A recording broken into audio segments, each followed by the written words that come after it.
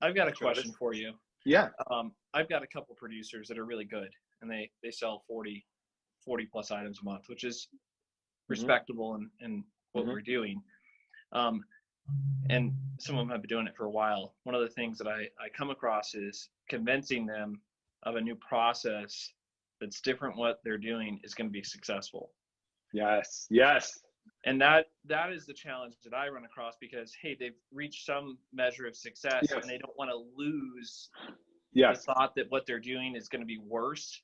Yes. And that is the psychology that I am struggling with, because I know that it works for me.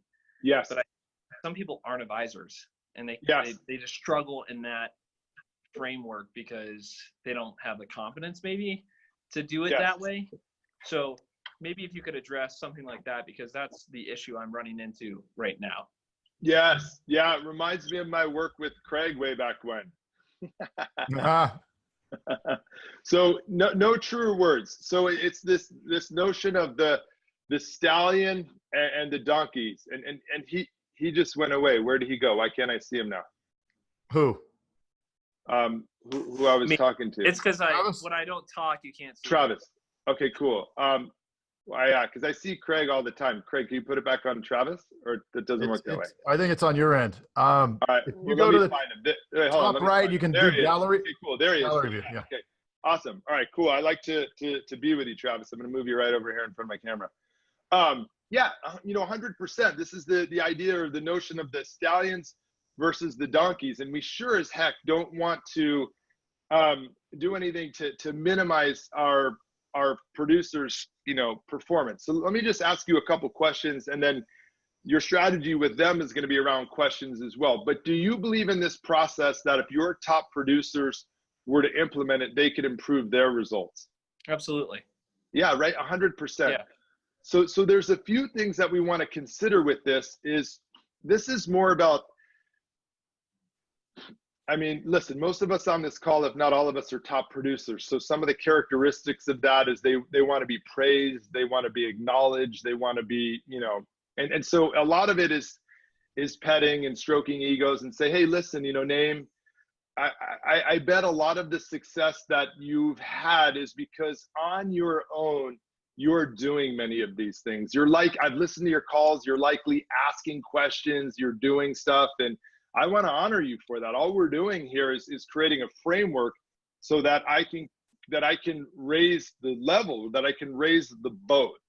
And I'm just curious to ask you, what would it take? How could it be meaningful for you for two reasons? One, your reason, and two, my reason, for you to play with this for a month. Let's scratch it out. What if you grew, by 40 items to 50 items? And, you guys are going to have to fill in for me here because I don't always remember, but what's most meaningful? But ask them the questions. I mean, listen, you've been playing at a high level for such a long time, and, your results are plateaued. I mean, what would the next level look like for you? That's what I would ask Travis. Name, what would the next level look like for you? What would it look like for you, right? How are we going to get there? And you could do this process that I call HAD. I think each of you should write this down. HAD, all right? HAD. What's the highest amount of income you've made in any given month? What's your average month in terms of income? And what's the difference? And you guys should do it yourselves. But in this challenge with the top producers or anyone in your group, meet with them on the one-on-one and do this. So Name, I don't, I'm not going to force anything on you. I'm not, but you're doing great. But what I can tell you is it's likely that I'm going to raise the game of everybody else here. So I'm most interested in raising your game. So I'm curious, what's the most you'd want to make? And then what you do with this HAD exercise is you have them write it down, and then you take that difference. Okay, and just, I'm terrible with numbers, Craig's better, but let's just say their best that they made in a month is 20,000, or we could just say 10,000, whatever it is. And their average is 5,000, and the difference is 5,000, right? So you're like, all right, well, what if we took that out over 12 months, 60,000? What if we took that out over 3 years, 180,000? Would you be willing to not only try this for 21 days or 30 days, but give it everything you had with the outcome in mind that we're going to close that gap? Because if you're not interested in closing that gap, or if you do this with the mindset of, I don't need this, you're not going to do this. But if you do this with the belief that by installing this system that Travis has so generally invested his money and, more importantly, his time in each week, that you can get to that, another $60,000, another 180 in 3 years, and maybe a promotion, would you do it? Right? And so ask them those questions and find out. And then just say, hey, too, I really, as a leader, I'm looking at you maybe one day leading this team and everything, and I can't have rogue salespeople. I appreciate your results and everything like that. But for my needs, I really need you to get on board with this. My commitment to you is if you get on board for your needs, we're going to grow the heck out of your income. But I need you to do this too, because I need these players to see it's not just you two that are the best, but I'm building something really special here. I'm not looking for sales reps who have a job. I'm looking for you two to lead my mission here.